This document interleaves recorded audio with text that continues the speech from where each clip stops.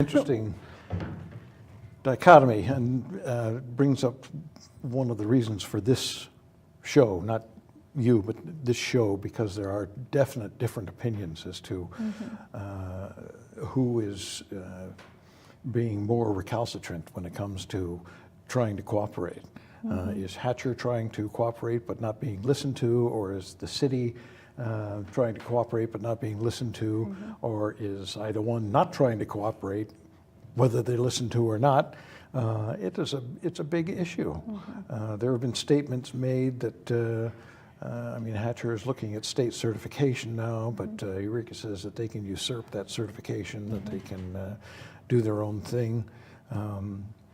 There are certainly statistics that prove the value of a needle program, needle exchange program, with regard to potential disease abatement, HIV in particular, hepatitis. So the question is raised, if those statistics are true, and most people, I don't think anybody really begs that question, what can be done with an agency like HACHR to ensure that they are providing a good service with cooperation from the community? So one of the things that we asked, I actually have done a lot of work in the last 6 months on this specific issue, personally. And so I actually went to the state, talked to them about what their expectations are, what their guidelines are, what are best practices, some of the things that, some of the studies were good studies, some were not, that are done. But if you know, I studied that, I researched, good research. So, but there's some definitely good research that does show that there's success, but there are best practices that are part of that. And some of the definitions of best practices, the definitions are different based on who you talk to. So it's important that we all have the same definition we're talking about when we're talking about best practices. So the way things really change and are done well, and the good research that shows that there's actually lowering of disease and important change happening in needle exchange programs, those are consistency with the client, consistency in directing them to a change of life,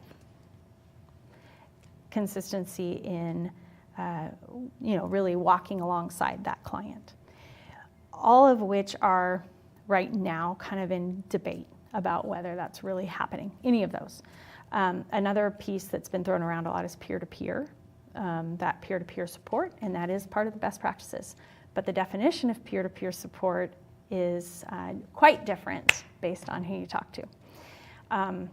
If you go to the research-based and the evidence-based that you're discussing, that you can't really argue with, it's a different definition than what I've heard HACHR specifically use. So, helping everyone communicate this with this, not just terms, but consistent definition of terms for what best practices really are, and helping that happen for not only the city and the agencies we're working with, but the community. No matter what, I don't care who you are, if you're a business, you got to work with your community if you're going to succeed. I understand. As mayor, and I'm going to move into this and then expand it a little bit if I can.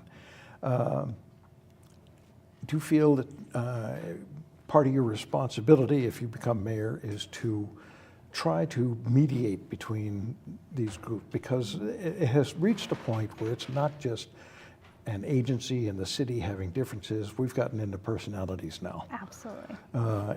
Which is unfortunate. How effective do you feel you can be in mediating this problem? Well, first of all, I think that a lot of changes will happen before the election. So I think there's going to be a lot of changes. that will have to happen before the election. So time will tell with that, but I don't think it's really going to be as much of an issue at the election time. But mediation is one of the things I do. It's one of the things I actually have a lot of history in as a psychologist. I told you that I ran an inpatient and worked for years. I don't think I said that on camera though, did I? No, yeah. So that's my background. One of my degrees is in psychology, specifically a master's in psychology, and ran an inpatient in Seattle, working with addicts and working with homeless and working with all kinds of, issues, trauma and human trafficking, which is a whole other side note that I work on here in this community. So it's something that I have spent a lot of time doing, not just in that particular area, but even I worked at Boeing, and I worked to help mediate various things with programs, and they saw some things that weren't working, and so came in as a mediator. As a pastor, something you do all the time, working with couples and with people who are conflicted in all kinds of things. So mediation is part of my world. So mediation is a part of life in a leadership level. It's an automatic part of leadership.